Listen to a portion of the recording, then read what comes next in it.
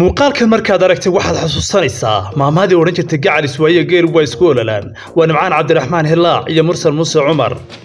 oo habisa siinayo ku kulmay wadanka Mareykanka gaar ahaan magaalada Minneapolis.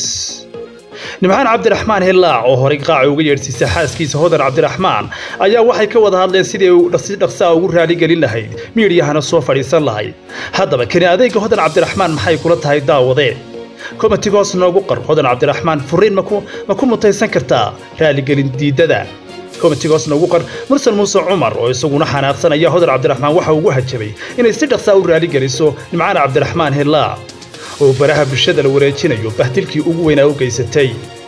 maanta waxaynu kala baxaynaa team horgal iyo team niicda haddaba adigu daawaday keed raacaysa commentigoos nagu qor muuqaalada wararka iyo warar kale la wadaagi doona marka ugu horeysay bal waad nasiib daran tahay haddii aadan farowno ahayd soo gal muuqaalka share garee oo ku share garee team niicda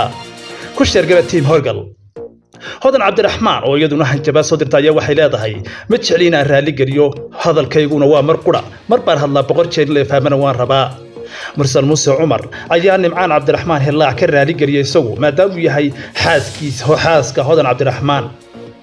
kuna sheegay inuu ka raali gelinayo haddaba bal commentiyadii ayaa baabah la iskaga dhigay team niicda iyo kala baxayna iyo team horgal waxaan ku soco noo wada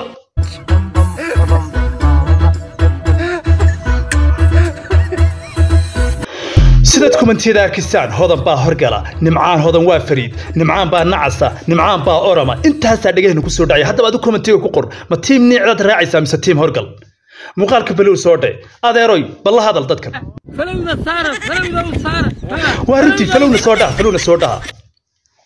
sidoo kale Hodan Cabdiraxmaan ayaa ilin cisho waday kadib markii mursal muuse cumar uu hanjabay